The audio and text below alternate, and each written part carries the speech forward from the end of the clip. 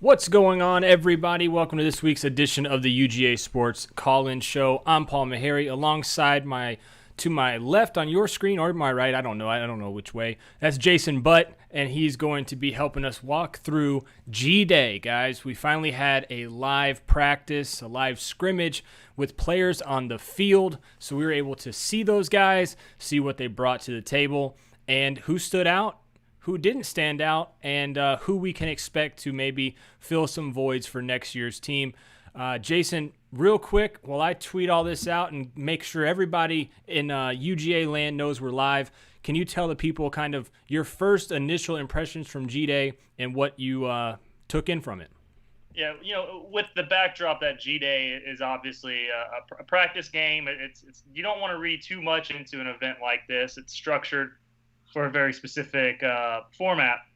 But I'll tell you what, man, Adonai Mitchell, man, that guy really impressed me. And I'm not saying he's going to be somebody who can replace the giant void that George Pickens leaves, but I think that when you have a true freshman who's able to step in and earn that kind of rapport, that's still very much in progress. I think early in the game you saw that they're still trying to get that back shoulder fade connection going, which is such an important element of the passing game and all of college football now.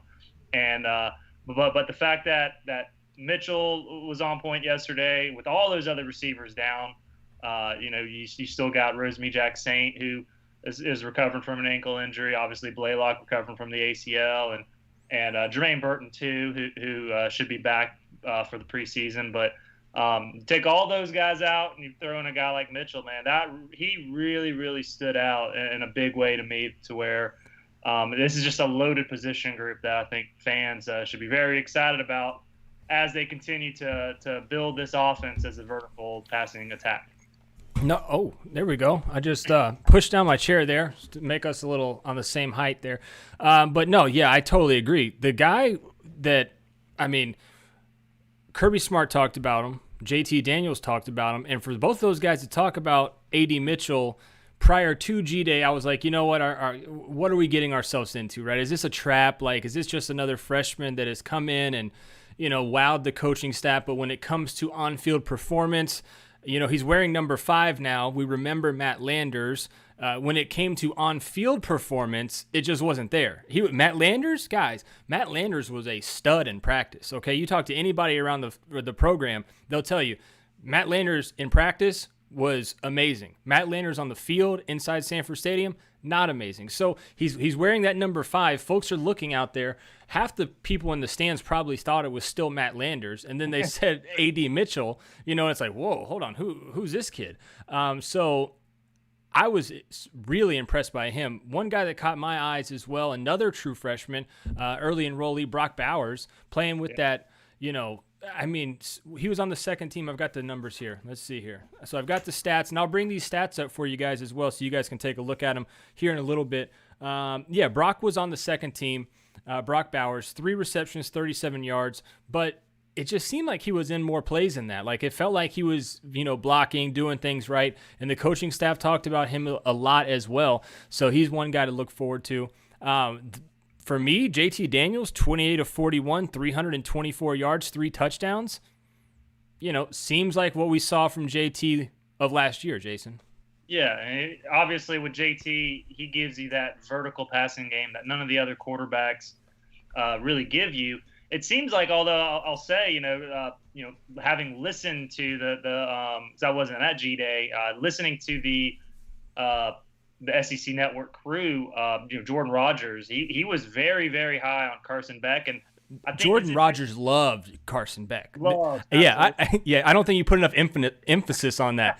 The man fell in love with Carson Beck. I don't know if Carson Beck brought him donuts or something when they were in pre-production meetings. If you brought me I don't know, but yeah, go ahead. Yeah. But, he was just gushing about how he might be the most natural thrower of the group that they have at quarterback. So, that's something to keep an eye on down the road. And I think his jump from year 1 to year 2 could be tremendous in case something happens to JT Daniels. But going back to Daniels and the stat line you mentioned, that's what he brings. Last year when they started Dwan Mathis and Stetson Bennett, neither of those guys can give you that deep passing game with the accuracy that comes along with it to be able to go to make those tough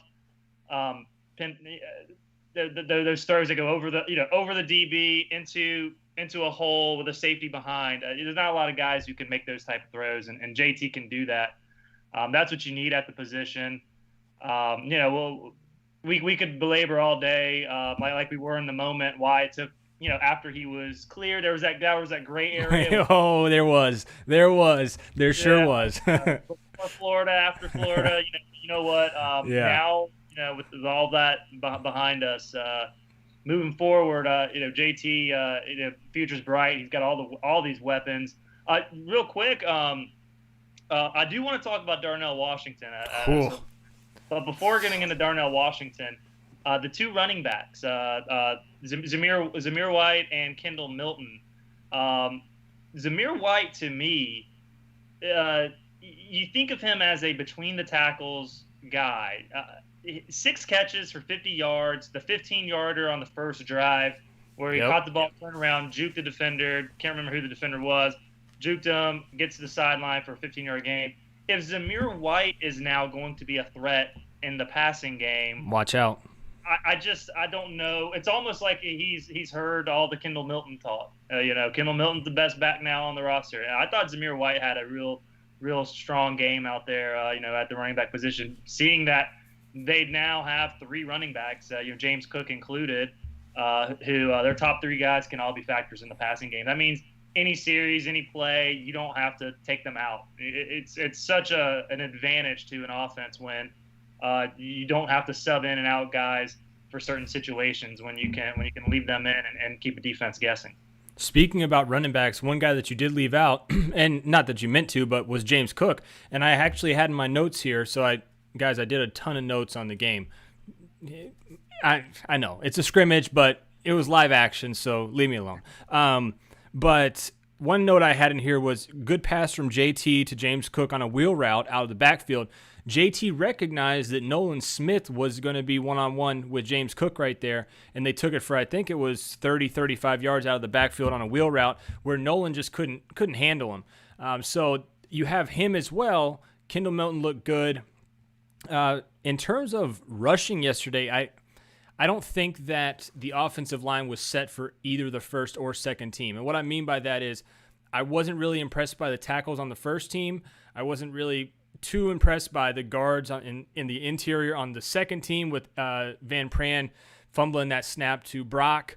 I think we had talked about that earlier, either on UGASports Live or Roddy had mentioned it somewhere, where SVPG was Cedric Van Pran Granger was looking at first team reps, but he couldn't get the shotgun snap down, and so Erickson stepped up, and then now you see why they had the miscommunication, which turned over the ball there. Guys, if you're watching us, make sure to put in the comments where you're watching us from. Like always, we want to know where we're reaching out to, so to speak, even if you're in the backside of Sanford Stadium in Athens, Georgia. We'd love to hear from you, all the way from the folks that are in Korea. I think they've seen the show once or twice. We've had some folks over there. Anywhere you're at, just put it in the chat. And then, guys, if you have any questions for myself or Jason, we would love to answer them. A little later on, probably about 15 minutes, we'll have Dave McMahon on to give us some stats from the game that kind of stood out to him, because he is the stat guru over at UGASports.com. And, guys, like I said, let us know where you're at in the comments. We want to chat with you guys just as much as I want to chat with Jason. I want to chat with you guys more. So put your questions into the chat, and we can get to you. Michael Rowan says, Lumpkin, Georgia. Welcome, man. Welcome. So Dave McMahon puts in here, Carson Beck did quite well, but Jordan Rodgers needed to get a cue from his brother Aaron and do a discount double check on who the best quarterback was. Yeah, I mean, there's no question in my mind. JT has full absolute control of this offense now, Jason, even watching it in G-Day. But getting back to the running backs, I didn't see anything there. There wasn't like a one breakout run where I was like, oh, man, there it is. There's that connection of that left guard and center, or that left tackle, left guard, where the guys feel comfortable running through. But that leads me to what I was just talking about before I went off on my rant about letting me know where you guys are watching. Greg Arnold says Nashville, Tennessee. Appreciate you, man. I don't think the offensive line's set, Jason. And that's not to say that it's not going to be a good offensive line, but I have in my notes here, man, the defensive line went crazy. Warren McClendon got beat on the edge. Devontae Wyatt came right through the middle on Tate Ratledge. I mean, every other note in my notes here is Nolan gets a sack around McClendon. Like, it was a reoccurring thing. I don't think the offensive line's set. What's your take on that? Oh, for sure. And I think it's going to be one of those things, quite honestly, that it may go into the season. I think this is a long way from being settled. Obviously, at left tackle, they want somebody not named Jamari Sawyer to win the job. I'm not ruling Jamari Sawyer out to open season at left tackle, because if Jones or Truss do not, if they can't get the the trust and trust, or Jones for that matter, you have to go with Sawyer at left tackle. Center, I think Warren Erickson's going to wind up, like you said. I think just by default, really. But they're giving Van Pran every opportunity to take this job. You would think Erickson would have a really good leg up on it at this point. They got a lot of talent up front. That's the thing. I think that obviously in a scrimmage like G-Day, something where everything's pretty vanilla for the most part. They're not throwing anything new out there. The run game. These kind of environments don't really invite a run game that's going to go crazy. I mean, if it does, then the defense has a whole lot of problems. It's pretty basic for the most part. But I think what you mentioned is there were one-on-ones there where offensive linemen just got beat, and you can look at it two ways. This very well could be one of Georgia's better front sevens maybe in the last 15 years. Probably Kirby's best front seven that he's had since getting the job. Yeah. Or the offensive line needs some work. The answer, like anything, is probably in between. I do kind of tend to think that this is going to be one of Kirby's better front sevens.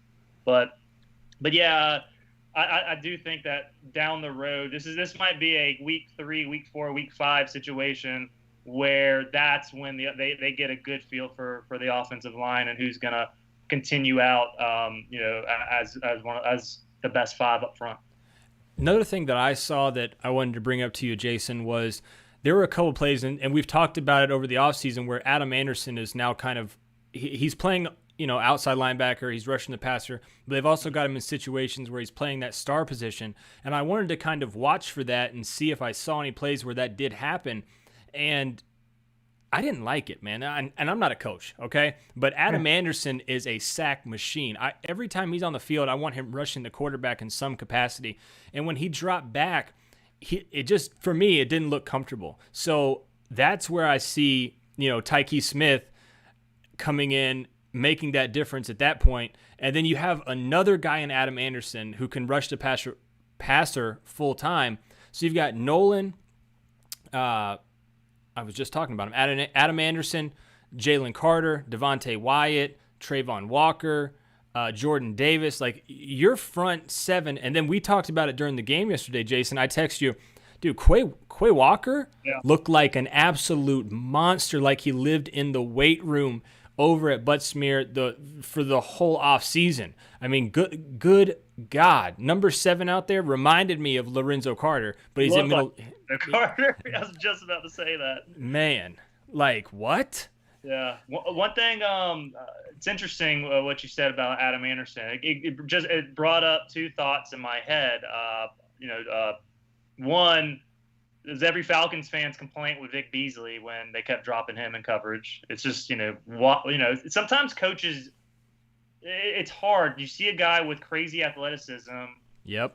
You have a scheme, and then you want to try and take advantage of that athleticism, and you start putting too much and having this guy, we want to do this because, and Jim Donnan said it on the podcast, multiple times, where you have a guy like him, and it also goes back to kind of the point I made about the offense. When you have Adam Anderson at star, and all of a sudden you go from a base-like situation to a nickel situation, you don't have to take Adam Anderson off the field. He can then perform the defensive back's responsibility at star, much like he would as an outside linebacker. I see the argument both ways. It sounds great, but I think at the end of the day, when it comes down to it, you got to, especially in college ball, you want your best players on the field, one, but you want to make sure that those players are doing what they do best and are in the best positions based on what they do best to succeed. And I'm with you. I mean, it remains to be seen. That's what the offseason, that's what the fall camp is for. So we'll see if Adam Anderson can be a guy who can play that DB star role. But yeah, Tyke Smith, I think that's a tailor-made position for him, and for Georgia, maybe that is a great sign because now they've given Adam Anderson all these reps. But with Tyke Smith, he can be the number one guy at the position, and they can let Adam Anderson do his thing, getting after the quarterback. Because as a rotational guy, he had 6.5 sacks last year? Yeah, it was crazy, his sack rate last year. Yeah. Get him more involved. That's my thing. I don't know. We don't see practice. We don't know how he practices. A lot of times that is, what we don't see is why playtime distribution is what it is. But he was effective doing one thing, and it was getting after the passer. So you hope to see more of that this year. Yeah, that for me, just I understand trying to get him on the field, get him as many reps as you can. I think that the pickup of Tyke Smith is going to make Adam Anderson's job even easier because he knows his job is to get to the quarterback, and he doesn't have to worry about the coverages, so to speak, in the backside, things of that nature. So Nakobe Dean was out yesterday. Not a big deal. He will be one guy that kind of steps up. And we've got our first caller. Let's get this, Jason. All right. Thanks for calling into the UGA Sports Call-In Show with Paul and Jason. Who do we have the pleasure of speaking with this evening? It's Gerald. Gerald, what's going on? Gerald, have you had the chance to speak to Jason, or has it just been Trent and myself the whole time? You and Trent, I believe. Okay. What you got going on, Gerald? I think Carson Beck might have sold us to back that quarterback job. What y'all think? Oh, absolutely. He's the number 2 guy for sure. I thought he played really well, but more importantly, throughout practice, that's the word that has kind of gotten to our insiders at UGASports. That he really turned it on. That year 1 to year 2 has been a big difference for Carson Beck, and that you heard some things last year that maybe this kid is kind of maybe he's got it, maybe he doesn't have it. This is right. Some conflicting stuff, but it really sounds like he's turned it on. He's got a great understanding of what Todd Monken wants to do, and I think for sure, yeah, Gerald, right on. He's got that number 2 job locked down. Well, if you notice, he got more snaps than the other 2 did too. Absolutely. Yeah, his stat line, Gerald, 22 of 31. He did have that 1 interception, 236 yards, and 2 touchdowns. So. Yeah, and obviously getting him the reps, you want to get him in those game situations. If something happens to JT, you want to make sure Carson Beck's comfortable out there. What I like about him, he can move, but he can run when he has to. Right. I think that's one thing. A lot of these quarterbacks now, you don't see the old school drop back guy who just can't move at all. It seems like all these guys, they can move at least a little bit. Brock Vandegrift, I thought. Yeah, he had a really good rollout play right there. Right, exactly. Stetson Bennett can move a little bit. JT's more mobile than you think, but the ACL injury has hurt that aspect of his game. But having talked to his high school coach, he said coming up, he not a guy who's going to take off, but he can extend plays and get out of the pocket and roll out and pick up some yards if you need to, run the read option if you need to. Not something you want to do necessarily all the time with him, but now he's still obviously trying to get that knee more comfortable when it comes to running. So you're not going to see a whole lot of that out of him, but yeah, all these quarterbacks now, that's a very important part of the skill set with how the game, it just gets faster and faster, it seems, every year. Well, I want to ask you something. Where'd that number 25, where'd he come from, Peterson? I never heard of him before. Oh, so actually, so Steven Peterson, he went to go play. So to start off, he was Justin Fields' primary wide receiver at Harrison High School. Broke a ton of records up at Harrison High School, was really good. Went down to Mercer, played some football down there, and now he's a preferred walk-on back here at UGA. I remember him throughout the Rivals camp scene when Justin showed up, Steven Peterson showed up. We watched a ton of Justin, obviously, because he committed to Georgia. And Steven Peterson was a really, really good high school wide receiver. And now he's at Georgia after a stint at Mercer. So it'll be interesting to see kind of if he can make his way into the rotation, but he's definitely a player for sure. Yeah. There's only one thing I like to see him change these here spring games is the kickoff returns. What's wrong with him, Gerald? They need to go all the way through with that. I like seeing how McConkey and some of the others was done in the return game. I could see that. Yeah, but you also on kickoffs, if you look at the kind of the analytics and stats of kickoffs, Gerald, that's where most of your injuries happen. So they're trying to limit that as much as possible, especially in a spring game. So trust me, they get enough reps on kickoffs. They do it every practice. So, but yeah, I agree. I would have liked to have seen those guys be able to run those back. But at the same time, you want to limit injuries as much as possible. And from all accounts, Jason, correct me if I'm wrong, I think Georgia got out of the game injury-free. Yeah, in terms of significant injuries. Right. I mean, it's the last practice of the spring. I'm sure there were some nicks and bruises. Sure. There's sort of minor stuff that we just don't know about at this present time. But all that stuff, it really doesn't matter because now you've got all the way through the summer until August before they get back and start practicing again. I'm surprised McConkey probably bruised a little bit out of that hit. The 5 laid on him out there. That last catch he made. Yeah. Ringo, I think, is one that hit him. Yeah, I had that in my notes, actually, Gerald. Yeah, the Ringo hit, you're exactly right. Let me see what I wrote down here. Yeah, Keely Ringo with a massive. Guy, though. Oh, so it wasn't McConkey though. It was Steven Peterson. So Keely Ringo was welcoming Steven Peterson to the team. It was Steven Peterson. It was 84. No, I'm pretty sure it was Peterson. I double checked. Either one. He welcomed either one of them to the team. So. Oh, I seen the 4 on the one. I thought it was 84. Of course, my eyes are bad. I could figure it on. Yeah, I thought that's what the announcer said at McConkey too. Also. Yeah, I think it was Peterson, right? Yeah. I thought it was McConkey also. Because I wrote in my notes like "Welcome to the team" too. You wrote it down, Peterson. then I trust you. I don't. It's my brain. I don't tell you, McConkey's a tough little guy. Yeah, he is. He's going to be a fan favorite if he gets into the game, Gerald. I hope he does. Hey, y'all have a good night, okay? Hey, Gerald, appreciate the call as always, man. Stay safe up there. All right. Thanks, Gerald. All righty. So, Jason, you got to experience Gerald. Gerald is from Lafayette, Georgia. For our folks, So a lot of our folks that are in the chat, they know Gerald very well. I still don't know where Lafayette, Georgia technically is. I've looked it up on a map. It's like northwest Georgia, I think. Like if you're going to if you're going towards Nashville, which I've made, there we go, Third Man Records. It's Jack White. That's my favorite musician. There you go. Nashville, yeah. And but we have friends who live in Nashville. So you make that drive, you get up kind of northwest, like you're going to Chattanooga, and there he is. Yeah, you take, there's an exit and get over to Lafayette. We got a call, Jason. Let's see who it is. Thanks for calling into the UGA Sports Call-In Show with Paul and Jason Butt. Who we had the pleasure of speaking with? This is Mike. How y'all doing? Mike. My name is Mike. What's going on, Mike? Where you from, Mike? I'm from Atlanta, Georgia. So everybody says they're from Atlanta, Mike. Are you from like the city of Atlanta or a suburb of Atlanta? Which one is it? I'm from the suburbs.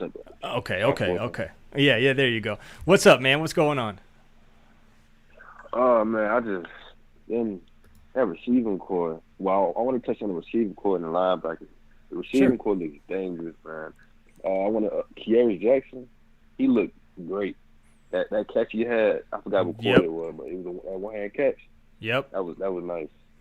No, yeah, I mean the receivers, Mike, and you got to remember, 4 or 5 guys that are going to be big-time rotational pieces, not named George Pickens, obviously, didn't play yesterday. So Jermaine Burton's probably going to be the number 1 guy for the bulk of the year, if not the whole year, because of Pickens being out.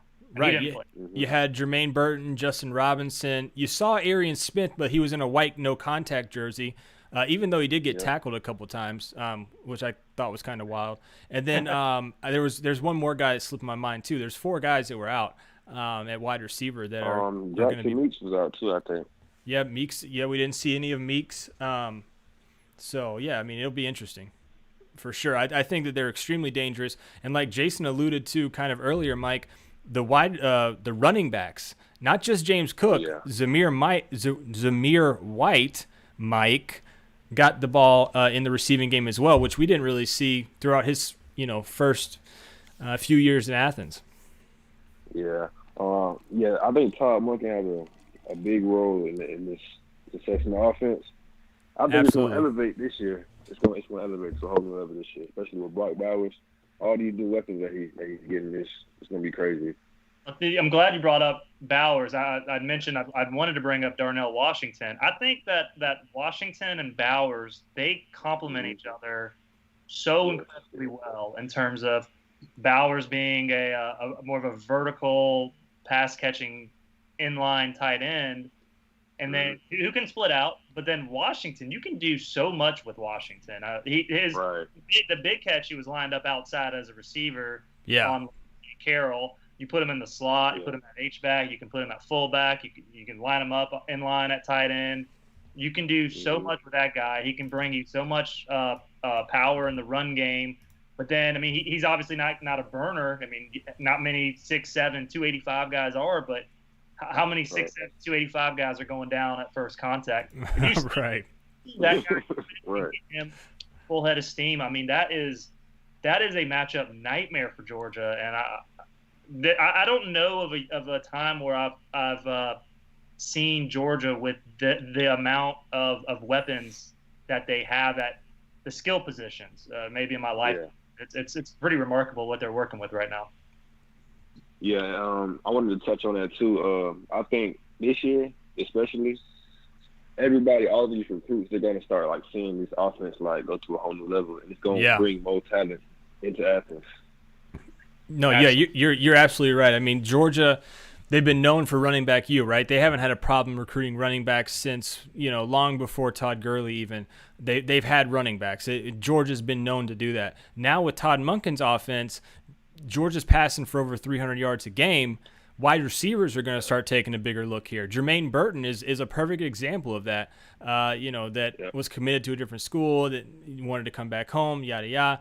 I think that realistically, if they're able to keep these numbers up, you start getting into big time, 5-star wide receivers, not trying to find 4-star, like low 4-star, 3-star guys anymore, which don't get me wrong, A.D. Mitchell looked like a 5-star yesterday, but you're not really recruiting at that level that you want to at wide receiver compared to the rest of the team. You're exactly right.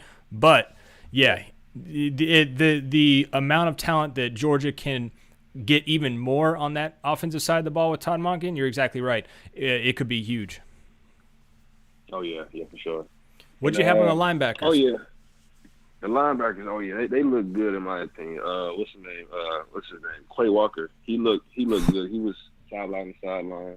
And Kendall, I mean, oh my gosh, he's phenomenal. The speed on him, he's going to be special. Mike, don't get me started on Tyndall, okay? I've been tooting Tyndall's horn since like day one when he showed up on campus. I loved his film from high school. I was like, this kid's a player. Just he's got to see time on the field. And lo and behold, last year they put him on the field. He's getting like, I think he was third on the team in sacks, might have been second from middle linebacker. Yeah. Just a total difference maker for me, man. And Kirby said it in his press conferences. They've never really had 4 middle linebackers. So what he means by that is first team, second team guys. He's had 3 a lot of times. He feels like he has 4 now. And so, it's going to be interesting to see who is that second guy. Is it going to be Tyndall? Is it going to be Walker? Because we know N'Kobe has one of the spots locked down. It's going to be interesting to see who that second guy is, though. It's going to be a battle for sure.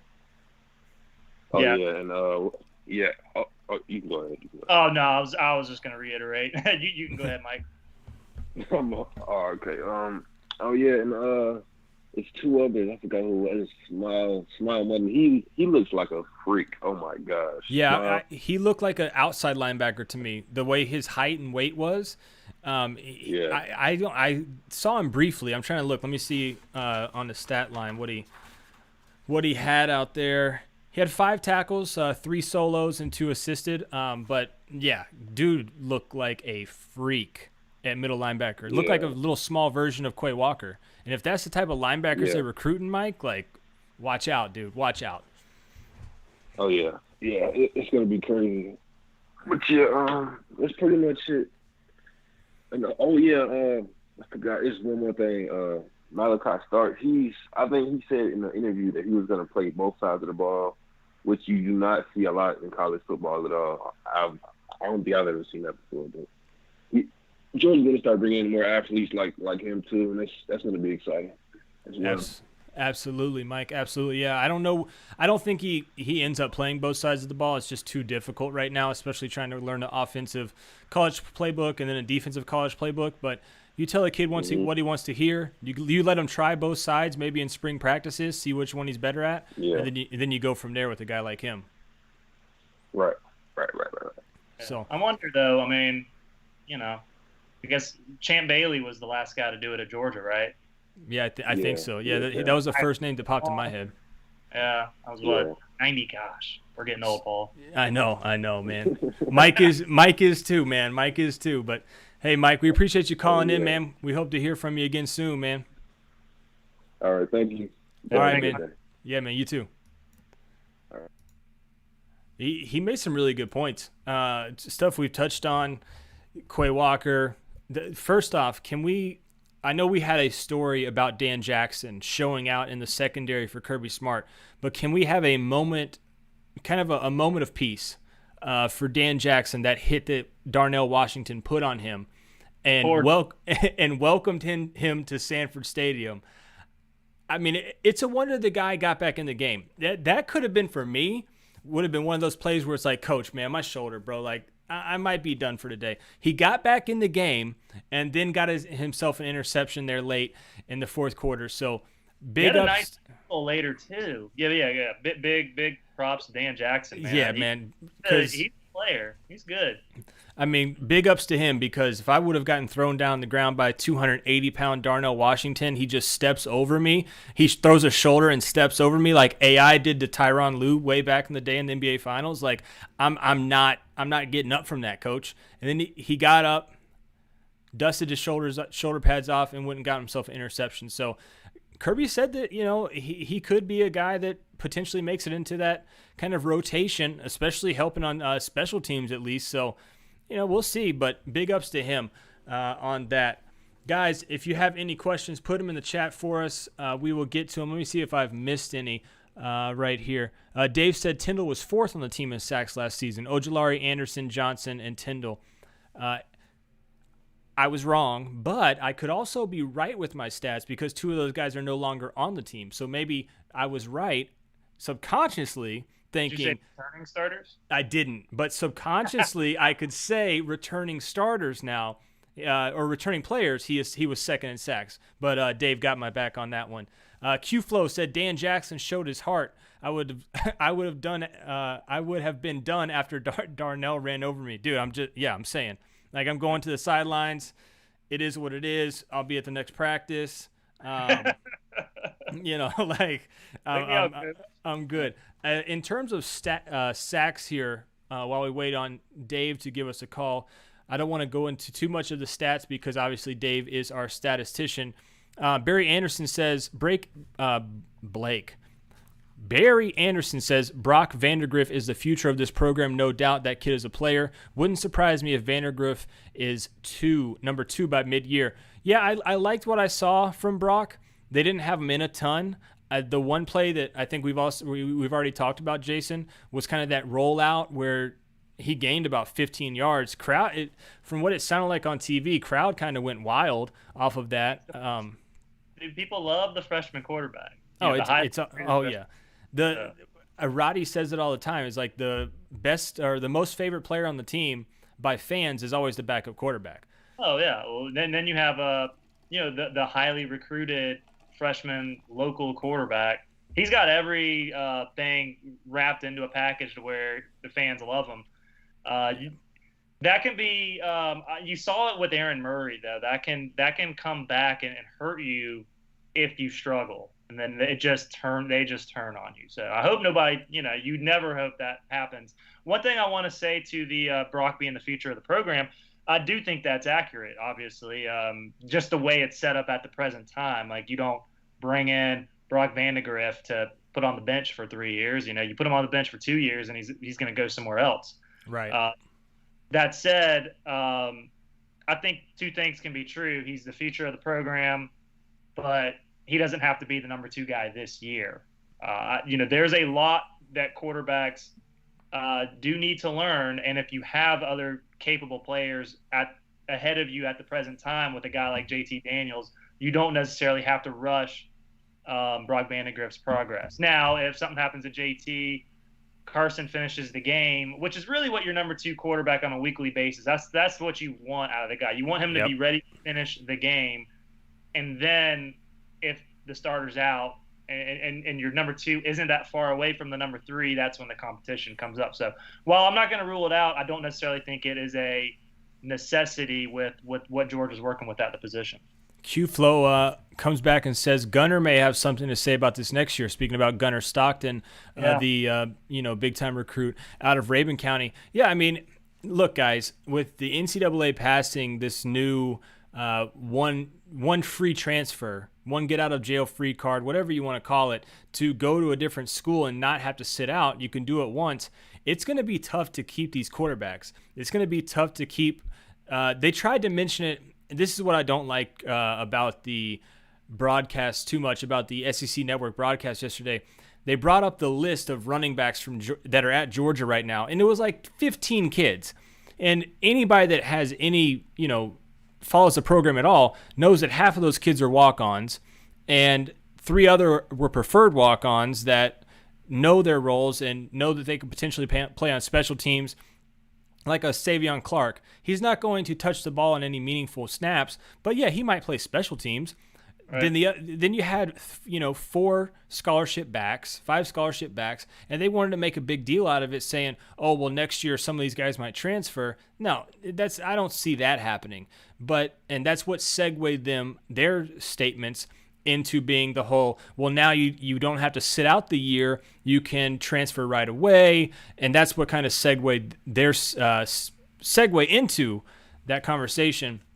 Yeah. For me, I don't think you have to worry about that so much at Georgia with other positions, but quarterback is going to be tough, just like quarterback at any school is going to be tough moving forward with this new rule to where they can transfer once without penalty, and it's going to be interesting to see how Kirby handles it this go-around, with the amount of quarterback talent he's going to have in Brock and Gunner, kind of like how he had, Jake and Justin. We'll see how he plays out with that. I would hope he's learned from his mistakes there, but we'll see. Barry Anderson comes in with a question. Jason, I'll shoot it over to you. Says, do you think Ringo will start at corner by September 4th? Great question. I was really impressed with Jalen Kimber yesterday, to be quite honest. Yeah, I was too. I kind of thought this whole time that Keely Ringo would be one of the guys, and it would be Amir Speed on the other side. And to see, first we all kind of heard that Kimber was gonna get the nod at G-Day. The 2 breakups he had, the contested balls. I mean, those were good throws from JT. I believe both were from JT, and he came in, ripped the ball out. I thought he had a great performance. I thought he was in position just about every time. I thought Speed played a good game. Obviously, he had the slip there on the Demetrius Robertson touchdown. So it's possible. Ringo's got all sorts of crazy talent. Do you take out the senior? Do you take out Speed and go Ringo Kimber, or does Ringo end up edging Kimber when it's all said and done? I think it's a great competition, and again, just really impressed with Jalen Kimber out there. I thought he had a great performance at G-Day. And to kind of back off what you're saying, I thought Speed had a kind of a decent performance. Sans the slip up there. He made it into my notes, guys, twice on my G-Day thoughts. I had Speed with a great pass breakup on A.D. Mitchell. I think it was a back shoulder throw that JT threw to A.D. where I think I even messaged you on it, Jason. I said, look, that was early in the game. Yeah, it was early in the game. Yeah, and I said JT might miss Pickens because Pickens Pickens catches that ball. And then 80 showed out and had over 100 yards in G-Day and kind of made me eat my words there. And then I also had in here Speed playing that boundary corner looks good. So he was kind of out on the island by himself, and he stood his own. So Q-Flow writes in the chat, says, excuse me, other than when he was covering Cook, which we've already talked about, he said, I thought Nolan Smith looked pretty good yesterday as well. Thoughts? I'll go first on this one, Jason. Yeah, dude's a man. I think this is his breakout season. He's that 5-star kid that was all dogs all the way. I think that this is finally his year to show us what he's, capable of. And yes. We saw Azeez Ojulari show out last year. This is going to be him with a full 12-game slate, possible SEC championship game. He's going to put up some numbers. I think, dare I say, double-digit sacks. I think Nolan Smith has that kind of potential. I fully anticipate a big year from this guy. The one thing that I was wondering throughout yesterday's game, Jason, about those outside linebackers, especially with Adam Anderson kind of jumping into that star position a little bit, was where's the depth? Behind Nolan and behind Adam. Last year they had Azeez, they had Jermaine Johnson as well. They had their core 4 guys. It wasn't one of those things where it was an issue. I'm just wondering where that depth is now. Not to say it's not there, but you're going to have a couple guys step up at that outside linebacker, whether it's Chaz Chambliss, whether it's Xavier Sori, maybe a freshman steps up. I'm just wondering where that third guy is in that rotation. So that will be a thing I'll follow throughout the offseason to kind of see, you've got 2 great outside linebackers, outside rushers. Where's their depth, though? Who's going to spell them when they need timeout? And then that brings me back, Jason, to defensive line. So you've got a guy like Trayvon Walker who, if you need him to, he can really, swing out wide on that defensive line and rush the passer that way. And that can maybe be your way of spelling those 2 guys when they need some oxygen on the sideline. So just kind of a thought in my head. Let's see here. Q-Flow says, I thought all 3 corners looked good. Could we see a rotation like when we had Campbell, Stokes, and Daniels? And that could be another way that we see it as well, Jason. Because you do want to, again, you brought up the transfer stuff. You want to keep these guys happy, the young guys, the highly recruited young guys who can go play right away at another school. I think that is, at certain positions, everybody needs a quarterback, everybody needs cornerbacks. Everybody needs defensive linemen. Then everything else is kind of secondary in terms of how you keep guys around. You want to keep Keely Ringo or Jalen Kimber happy. More so Ringo, I would imagine. Being from Arizona, yeah. So you want to keep him happy. If he's at the same time, you're not going to play a guy if he's not ready. I think what we saw yesterday, the kid can play. He's a talented player. It wouldn't surprise me at all to see a rotation, just because all 3 are capable players. It's a great problem to have, and of course, then bringing up the depth. It's interesting because I was very much at the very beginning of the offseason when you looked at the roster and you saw all of the DBs that were leaving, declaring for the draft, not coming back. Then you had the Tyreek Stevenson transfer, and you're just thinking, oh my God, what are they going to do back there? Right. It's really not. It's not as problematic as I think the initial concern was. And I don't mean that just based off G-Day. I think it's more so what we're hearing out of practice, what I think Coach Donnan's made a great points time and again on the podcast. Like the front 7 should be remarkable. We know what's up there. We know what kind of production and potential they have. But these are talented players. These are talented, highly recruited guys, Ringo and Kimber. The safeties are Christopher Smith got a lot of experience when Richard LeCount got hurt. Lewis Seen's a baller. They're going to be fine in the back end. I don't think it's a group to really worry about as much as I think the initial inclination was. And while we are waiting on our man Dave McStats to give us a call, I'm going to try to pull up here. Where do I have it? Where did I put it? Oh, did I put it somewhere? Where did I put it? Okay. Never mind. I thought I had... I do have it. Okay, hold on. Let's see. Where is it? There we go. I'm going to pull up the stats from G-Day so you guys can take a look at them. I don't know if you've seen them already or not, but here is the offensive stats. So, Jason, if you're following along with us, I'm on the offensive page here. Big thing that stood out, Adonai Mitchell, 7 for 105, 1 touchdown. A.D. Mitchell looks like a baller. Let's see. On this side, on the black team, Darnell Washington, 4 for 84, long of 51. That was kind of big, and a touchdown. Another touchdown to Jalen Johnson, who's a walk-on from Peachtree Ridge. He played a ton last year. We'll see him some more, I would think, Jason, this year. D-Rob had 4 for 88, 1 touchdown. Kieris, 4 for 50 with 1 touchdown. A lot of passing yards, guys. Over 684 total passing yards in the game yesterday. So, I don't know if we'll see that moving forward, but a lot of guys touched the ball. Yeah. They're spring games. That's what they're made for. I remember when Kirby got there, I remember him saying at the very beginning, G-Day is about putting a show for the fans. What do the fans want to see? They want to see you throw the ball. Right. So you kind of see that most of the G-Days that he's had, they've aired it out. And, up until last year, the bread and butter of Georgia's offense has been very run heavy. And now I think this is the first time we've seen a very pass-happy attack at G-Day that should be followed with a very pass-happy attack on Saturdays. I think, you play to your strongest skills on your offense, and JT Daniels is your strongest, best player on this offense. So you cater to what he does best, and that's get the ball vertical. We had a couple of questions in the chat, Jason, while we're looking at these stats. Asked if David Daniel played. He'd registered 1 tackle, guys. Just quickly and briefly on these defensive stats. 1 sack for Nolan, 1 sack for Trayvon Walker, who's going to be a problem this year. 2 for Devontae Wyatt. Quay Walker had a tackle for loss. Seen had that interception. 2 pass breakups. Yep, I had it right. Amir Speed. 2 for Jalen Kimber, and 1 for Chris Smith. Only 1 pass breakup. That was Bill Norton. That was actually when, if I remember correctly, Ladd McConkey came out of nowhere and caught that ball after the pass breakup. And then 1 interception for Dan Jackson, who we've already spoke about. Zion Legault had 1 sack. Graham Collins, I'm sorry, I don't know who that is, but he had a sack. Congratulations to Graham.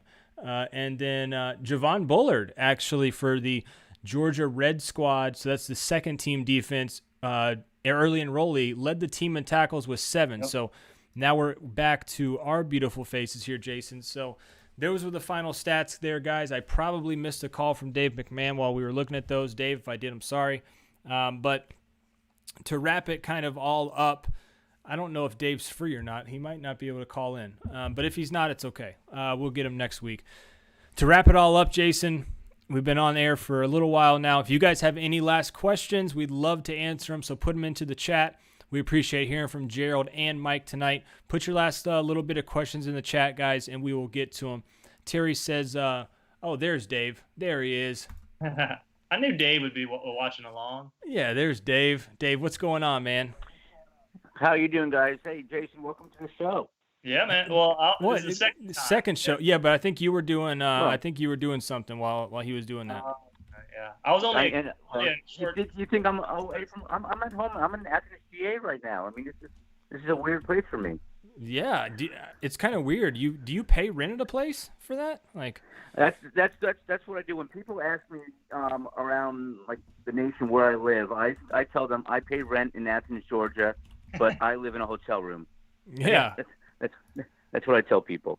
But obviously you want to know some like stats and different numbers. And like always, I'm trying to bring up every sport or multiple sports just to keep all the fans interested. And first of all, I want to give a hats off, and this time it's like a cowboy hat, to the equestrian team who did win the national title this year. This is the 7th time the equestrian team has ever won a national title, which is the most by any school in the nation.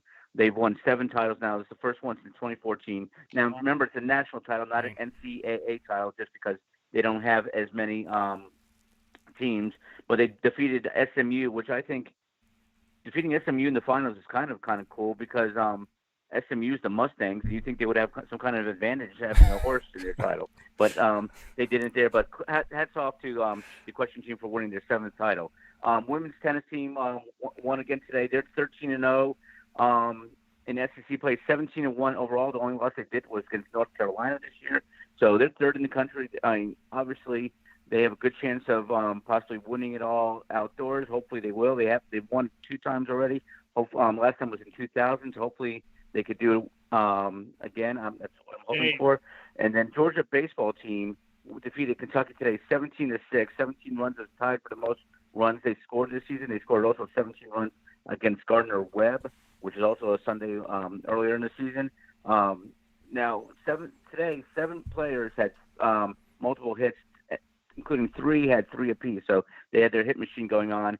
But beating Kentucky by a crazy score to me is not a whole very strange. In 2010, they defeated Kentucky 20-0. In 1997, they defeated them 15-0 and 16-6. In 1994, they defeated them 25-2. So I mean, they always seem to beat Kentucky in weird ways and stuff like that. But I guess overall, you guys want me to talk about football, and that's what the fans want. So that's what I'm going to give you all. 22 receptions by the Big Four running backs yesterday. James Cook, Zamir White, Kendall Milton, and Dijon Edwards combined for 22 receptions. Last season, the Georgia running backs had 34 receptions total, so almost as many in this game as that.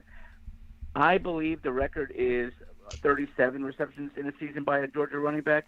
If Cook gets like 3 a game, he could. I could see him being in challenging the record. 37 by Todd Gurley back in 2013. I have as the record by a running back at Georgia. So hey, go for it, James Cook. I want to see you in the offense as much as possible.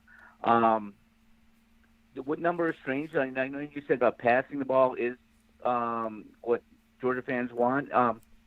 41 attempts by JT Daniels. That seemed to me a lot. I didn't know he was going to throw that much.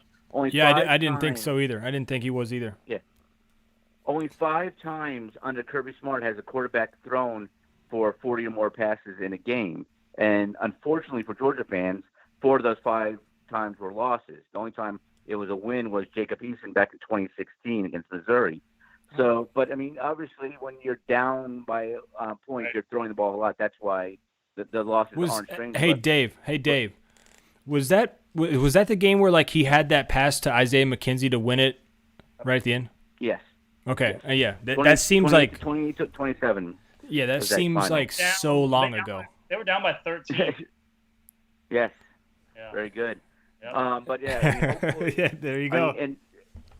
JT Daniels has had 2 games that he's thrown for over 40, but both of them were as USC as a USC quarterback. So hopefully, if they light up the offense this year, hopefully Monken's offense goes crazy. We'll see more 40 attempt games with wins. I mean, and so that's what they want. A.D. Mitchell, like you said, over 100 yards in receiving wise in 2017 G-Day. Both Terry Godwin and Tyler Simmons both had over 100 yards. So hopefully Mitchell could do it also in the regular season. I mean, not everybody who does well in spring does well in the regular season and vice versa. But hey, A.D. Mitchell looked really, really, really good, and so did Darnell Washington. To me, Darnell Washington reminded me a little bit like, I mean, he's so gigantic, and I'm trying to think of tight ends in recent history that looked so gigantic, and I really couldn't think of too many that like actually like devoured the ball, except for like someone like maybe like a Leonard Pope seemed like did the ball disappeared, or maybe like Jermaine Wiggins, the ball disappeared in him. So that's what I'm He said the ball disappeared in him. It did. It did. No, yeah, it did. It did. It's perfect that he's like the number 0 or letter O, whatever how he defines it as, because you can make a little target for right there. You're throwing right into his gut. Why? Disappears. And I did think that was pretty funny how Jason Butt mentioned that he could be even lined up as a slot, because I mean, obviously from Vegas, slots is what is king there. So I mean, that's a really good job by Jason on that little pun that you were going to come up with right there. Oh man, but, I mean, so unintentional. Yeah, sure.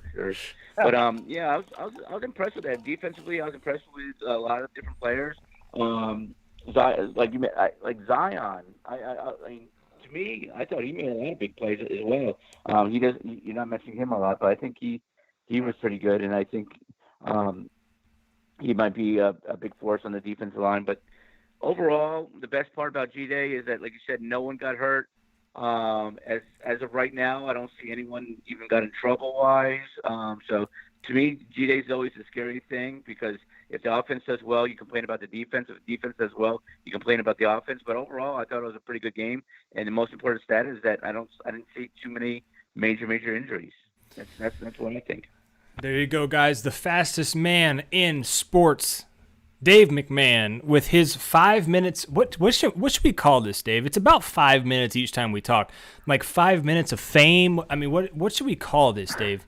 I don't know what it should be, but you bring the heat for 5 minutes, and 75% of the time I don't know the stats you're talking about. And it blows my mind how you're able to just kind of be a sports encyclopedia as a human and not as a computer. Although we have not tested you yet to see if you are a full human or if you've been microchipped or something with a sports book. Yeah. Well, maybe a little bit of both. I don't know. That might be why you're on the run all the time. You don't want like somebody to find out you're half human. So, but Dave, as always, man, we appreciate you, brother. And, when we make that trip out to Vegas, just remember who your favorite UGA Sports staffer is, so I can sit first class with you. You have the early lead as of right now. Look at there. All you got to do, Jason, is just create a call-in show and have Dave call in every week. It's the best. It's the best. Rival call-in show on the same network. Right. Well, Dave just left out. So, guys, let's see. We had a couple questions come in while Dave was chatting there with always his great stats. We appreciate Dave McMahon. He's over at UGASports.com. If you guys want to see more on his stats, he has great stuff on golf tournaments with all the UGA golfers that are involved, where they finish, where they stand, things of that nature. And then during the season, his By the Numbers is one of our most read pieces because he has so many different types of stats that can make you look cool during the water cooler Monday talks. So let's see here. Q-Flow says, who do you guys think starts on the O-line? We kind of touched on that, Q-Flow. I don't know if you mentioned you saw earlier or not, but he says, I know it was against the second team defense, but Mims and Broderick looked good. Hard to keep them off the field. Real quick, I think I agree with that. I don't know, like I talked to Jason about earlier, I liked a few people off the one, and I liked a few people off the twos. Let's see who can combine and kind of make a whole cohesive. I can't speak right now. I'm trying to talk too fast. A whole cohesive unit, Jason, to see who will be the five. I don't think, and this is me predicting into the future, that the starting five for the black team, for the red team, which was the first team offense, will be the starting five against Clemson. That's me. 100% with you. I don't think that'll be the case at all. And I don't know if what we see against Clemson will be the starting offensive line by midseason. I think Amarius Mims, he's the guy that shuffles everything around if and when. And I think it's more of the when. It's when does this coaching staff feel comfortable going with Mims? Do they like him week one against Clemson? Or is he going to have to develop, keep getting better before they put him into the starting lineup, whether it's right tackle, left tackle? But I think maybe they don't. Maybe he gets the Isaiah Wilson treatment year one. I don't know. Yeah. But Mims to me is the guy that kind of, because you put him in, what do you do with McClendon, or if it's at right tackle? What do you do with if it's Truss Jones or even Sawyer at that point at left tackle? And then if it's Sawyer at left tackle, he then finally gets to move to guard, which is where they want him to be. So it's it's a game of musical chairs right now. I think it's very much up in the air and in flux. We had a comment here by Richard Cooley, says the future and current O-line by midseason should and could be. See, Richard, you're trying to get me caught up here, man. All these shoulds and coulds and things of that nature. He says it should and could be Mims, Salyer, Van Pran, Ratledge, and B. Jones. While I agree with you on 4 of those names, a lot of people are forgetting about Justin Schaefer. He's not going to come back to sit the bench when he could have gone to the NFL draft. So Schaefer will be in contention at one of those guard spots, but that's a good thing to have. I mean, Georgia has depth at almost every position to where you would feel comfortable. If you had to make that black roster yesterday, the offensive line, make that your number one offensive line, you'd still be better than like 75%, 80% of teams' offensive line's first unit. So you have options, you know. Georgia's whoever is on the second team by midseason this year, that second team unit will be better than I'll say 75% of each Power 5 conference's teams first unit. Yeah. And probably all with most of the best of the conference's first team units. Yeah, so I think you're in a good position with your O-line. Guys, we've reached our hour mark. I'm surprised that Zoom is still working. I didn't pay the bill this month. Somehow they're still giving us free airtime here. So, guys, we're going to go ahead and cut this one short. Hope you guys enjoy the rest of your Sunday evening. If you're watching us throughout the week, just don't think that I said that. We're live right now. Hey, you're watching us Wednesday afternoon. We're live for you too, whenever you want us. But guys, we broadcast Sundays, 7:30. Hopefully, I'm not going to put Jason on the spot. I don't know what he's doing next week. Hopefully, we can have him back. I think Trent's still out. Trent, update on Trent, guys.